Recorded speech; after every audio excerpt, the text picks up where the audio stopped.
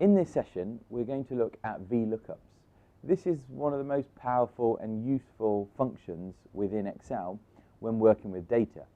Now, most people, when they use the VLOOKUP function, they'll use it, they'll kind of enter in their data, click the enter button and hope and pray for the best, because it can be quite a complex function when you don't know what you're doing. So we'll just be giving an introduction to the VLOOKUP statement and how it works. So first of all, we'll just build some data. So let's just build some data, and let's start with employee. So we're going to go with employee, and here what we're going to do is we're going to give it employee, and we'll put number. Okay, so we're going to give an employee number, great, and then we're going to give the name, we can give surname, and then we're going to give a code. So we're going to give some sort of a code to the employee, and we're going to keep the table quite simple for now. So our employee number, let's just put in there, first we'll put our names in. So we'll keep the table quite simple. Let's put some names, let's put some surnames in, and a code. So let's put a name, we're going to go with John, Baldwin, Tracy, Chapman, Lisa, Morgan, Pratik, Shah, and Joe Chang. So just some names we've come up with, and what we're going to do is we're going to give them an employee number, so we can just go 1, 2, 3, and drag that down. Okay, so now we're going to give them some sort of a code, or let's say that these employees are, there's various types of employees we could have. For example, they could be full-time, they might be part-time, they could be, let's say, contract, we'll say not employed. So these are the different things that our employees could be. And what we'll do is we'll give them codes. So we're going to go FT is full-time, PT is part-time, C is contract, NE is not employed. So these are the various codes that apply to our employees. So we might go, well, John Baldwin, we know that he is a contractor, Tracy is not employed anymore, Lisa is full-time, Pratik is full-time, and Joe is part-time. Okay, so these are our codes. And we may use codes because it's much easier to enter in for our data. We can move this table. Let's just Control-X just to get rid of it. Control-X to cut it, and Control-V to paste it here. So sheet 1, why don't we label this sheet? We'll call this employees. And sheet 2, we're going to call this one reference. So this is our reference sheet. Now, if we look at this, we can just maybe tidy some of this up. Let's make this bold. Okay, we just put little nice grid lines around it. Again, we would have covered so many other aspects of Excel, but here we're just talking about VLOOKUPs. So these are just some small amount of data, and here I've got the code for them, the employee code. But what if I wanted to find out what that employee code mapped to? Yeah, there's no linking here going on in the cells at the moment. I've got this reference table here. Again, let's put a little border around it. Okay, so let's say if I wanted to, from here, find out exactly what FT stood for or PT stood for in my table. Well, this is where I would use the VLOOKUP. So here I could type another column. Let's go status. So this is my status, and here I'd like Excel to go and find out what does C stand for in my reference table. Now imagine this was a huge table. Here I've done it very simply just to show you so that you can keep up with this example and type as I go along. So let's think about the status. What do I need? Well, Excel, or the VLOOKUP function within Excel, is a bit like a helping hand. Yeah, it's your assistant. Let's say you ask your assistant, say, right, I don't know what the code C stands for. Could you go and find out what C actually stands for? Well, that's where VLOOKUP comes into play. And here it's given us options. So VLOOKUP, look up value. So your assistant would ask you, say, right, okay, you want to know what C stands for. So that's the first thing you need to tell your assistant. F5 or code, the code column, is what I'm looking for you to go and find. I want you to go and find F5. Okay, so find F5, that's the lookup value. Then your assistant says, well, where would I go and find F5 or this code C? Okay, and what I'm going to do now is I'm going to bring us here to the insert function or function arguments screen. And this just helps us. We access it by clicking the FX button here. So let's just have a look at it. Lookup value F5. I want you to go and find, and here it nicely shows you C. That's what your assistant or VLOOKUP is going to go and find. So you ask your assistant, go and find C and bring me back what C relates to. And your assistant says, okay, well, where do you want me to go and find it? Well, this is where we say the table array. So we then have to click, we can find the table array. Let's go to our table array here. We select it. Okay, and let's come back. We can click back here. So we've told our assistant, go and look in this table and find what C corresponds to. And our assistant needs some help. They're like, okay, well, let's say in that table, which column would you like me to return from? Because if we look at our table here, we've only got 2 columns. And it's quite obvious which one we want to return. But what if there were 3, 4, 5, 6 columns? What if there were lots of other columns? Okay, which column would you like me to bring back? So we just need to tell Excel that I want you to bring back this column here. But this time we don't select the column. So we'll go back here. What we do is we actually put in a number. So we say go to the second column in the table. Yeah. So we're saying go to the second column, and then finally the last input. Now if we look here, all of these inputs are in bold. So lookup value, table array, column index number. They are in bold because they are what we call required. We need them. Yeah, there's no way we can ever have our function work without these. This one here is non-bolded, range lookup. When it's in non-bold, it means it's an optional variable. You don't have to send it. If you don't send it, Excel may assume some things. And let's have a look what it assumes. It says, looks for a value in the leftmost column of the table and then returns a value in the same row from a column you specify. By default, the table must be sorted in ascending order. So that defines the VLOOKUP. Yep. And then it says range lookup is a logical value. To find the closest match in the column, sorted in ascending order, equals true or omitted. Find an exact match equals false. Well, do we want the closest match? No, not really. We don't want that. We want an exact match. So here we're going to put in false. Okay, so now most people get this wrong. They don't know what to put in there. They might just leave it blank because they don't know. If you leave it blank, it will be true if omitted. So it says true or omitted. So if you don't put it in, then it will assume true. It will assume you want to find the closest match when we want the exact match. So we're going to put false in there. So I'll summarize again what we're doing. Lookup value, we're sending our assistant, we're saying, right, okay, what do you want me to find? Well, I want you to find C, yeah, in this case, or F5. I want you to find F5, here it says C. Where do you want me to find it? Well, I want you to find it in this array here, in this table array. So we select the whole table.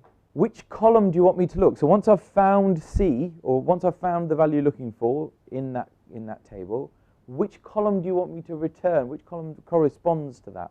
And we said, well, we want you to return 2, and we want you to find an exact match. So let's see if it's worked. Hopefully, we don't need to fingers crossed and hope and pray. Right, so contract, let's just drag that down.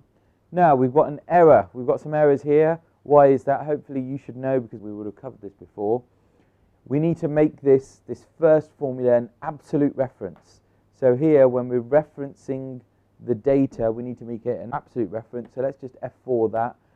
That's to put the dollar signs in front. So we're going to make that an absolute reference. Press return. There we go. So does it look right? Now we made some easy codes. NE was not employed, FT was full-time, FT was full-time, PT was part-time. Great. So it looks like it's worked. Yeah. Our VLOOKUP is nice and easy. Now you're probably looking at that thinking, well, yeah, it was really easy when you did it, and great, I can do it. But sometimes I've come up with problems. What are those problems? Well, the number one problem is people generally don't know how to use this false command. If we leave it as blank or leave it as true, it won't work for discrete data. When we're looking for discrete items, it won't work. Where we can use the true is when we're looking for, where we say continuous data. We might be looking at ratings, etc. Or we're looking within a range for a number. So that's where we'd use the true. And we'll cover that another time. But for now, we're just going to stick with a basic VLOOKUP. And here, we want this to be false when we're working with discrete data.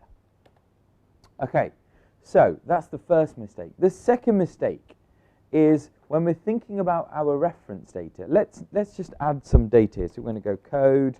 We're going to go meaning. We'll then add another one, and we'll put in pay. So here we're going to put in everyone gets paid differently. So full-time, they get paid monthly. We can go part-time, they get paid weekly. Contract, get paid monthly. And not employed, we can put in not paid. Just tidy that up so we can see it's all one table. Now that shouldn't affect my VLOOKUP. Yep, it's not affecting my VLOOKUP at all. I've just added some data into my table. Okay, so I've added code, I've added pay. The other thing I'm going to add is I'm going to add another column here.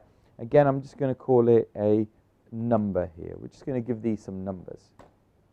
And let's say I want to add another one here.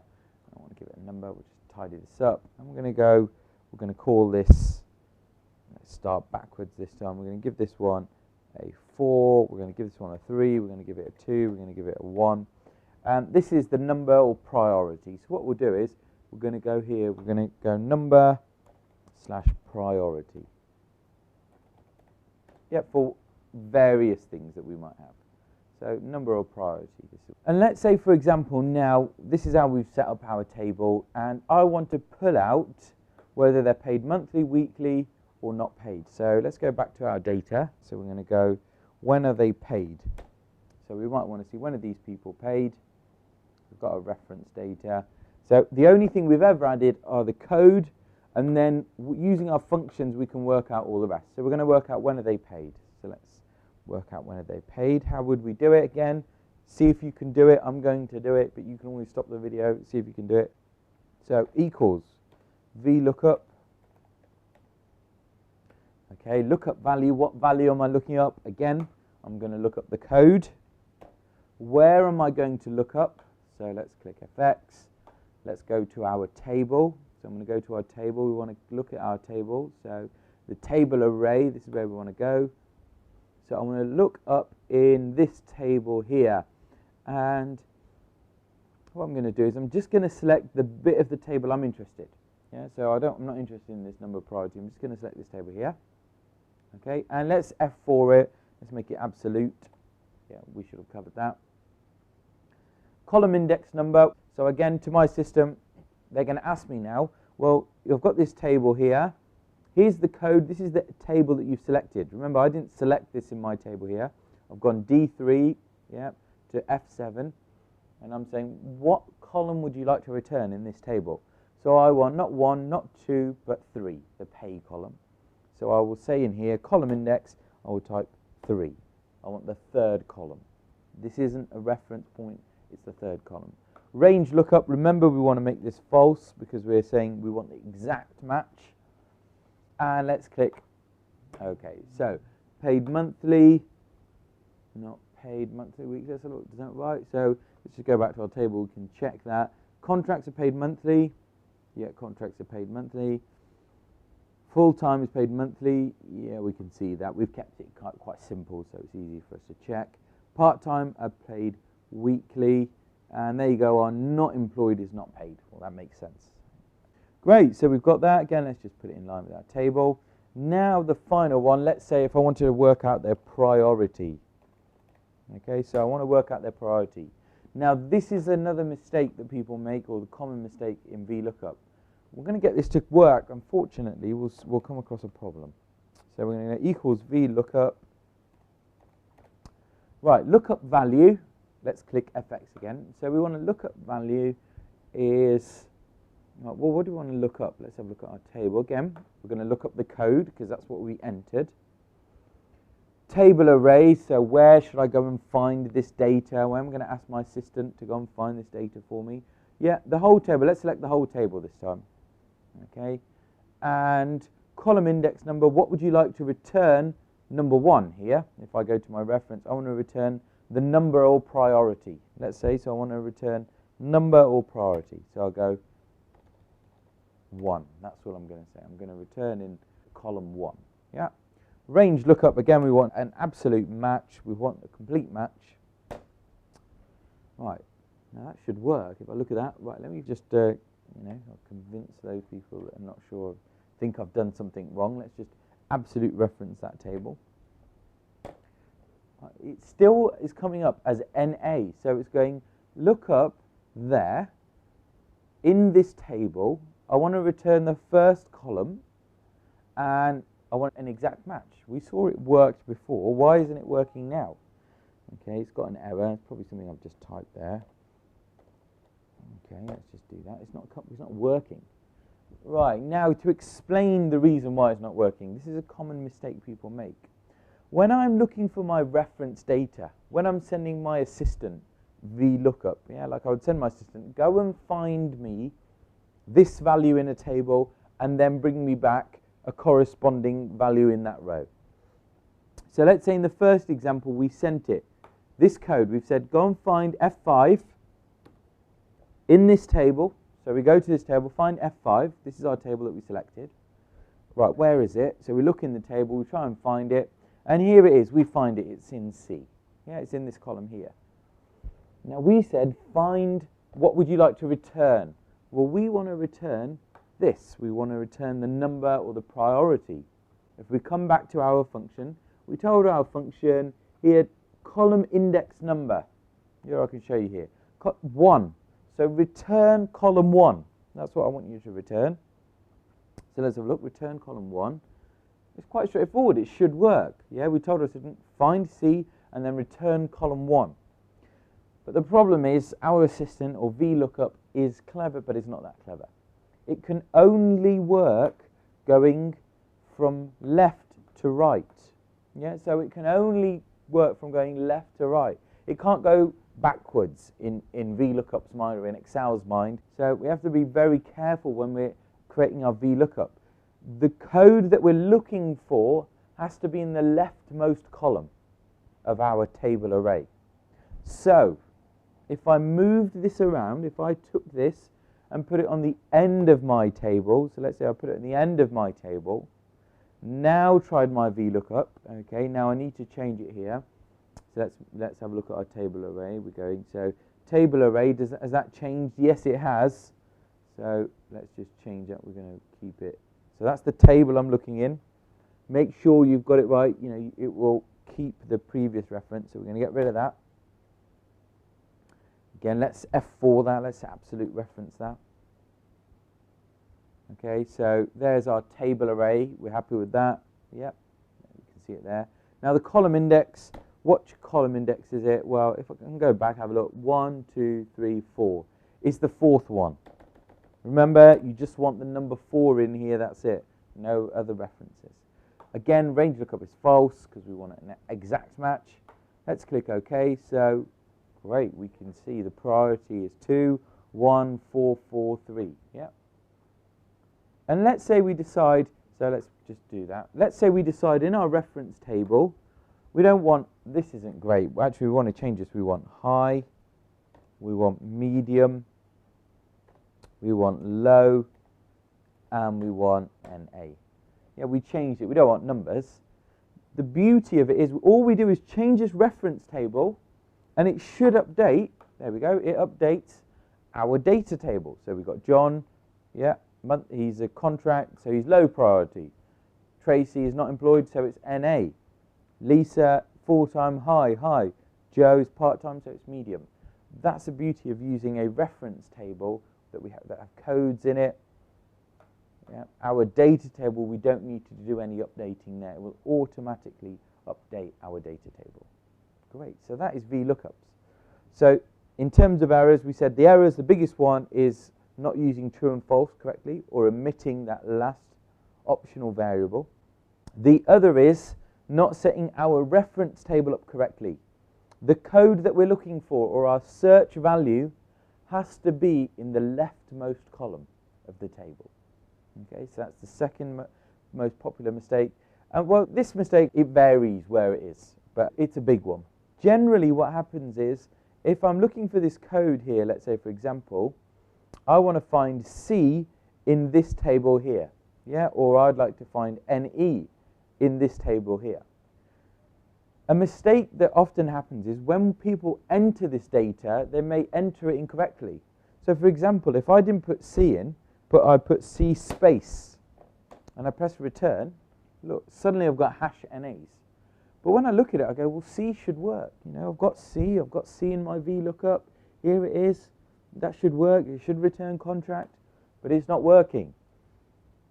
If you get this and you've looked at your VLOOKUP and it seems to work, what I would do is I would check my data. See, is my data correct or not? Have a look. Has someone entered it incorrectly? I've got C space. Once I clear that out, I've just got C. It works perfectly. Great. So those are our VLOOKUPs. Again, I'd urge that you spend your time just getting it right to start with and really try to understand what you're doing. Pivot tables are another use of Excel that people find extremely challenging to get their head around. They're really useful, and we're just literally going to scratch the surface. I'm just going to show you how to set up a pivot table, and you can take this however far you like. So here I've got some data. I'm expanding on the data that we used for our VLOOKUP. I've added an extra column here called salary. So let's say somebody asked us, could you give me a report of the salary of how many people are contract, how many people are full-time, how many people are not employed, hopefully that should be 0, part-time, etc.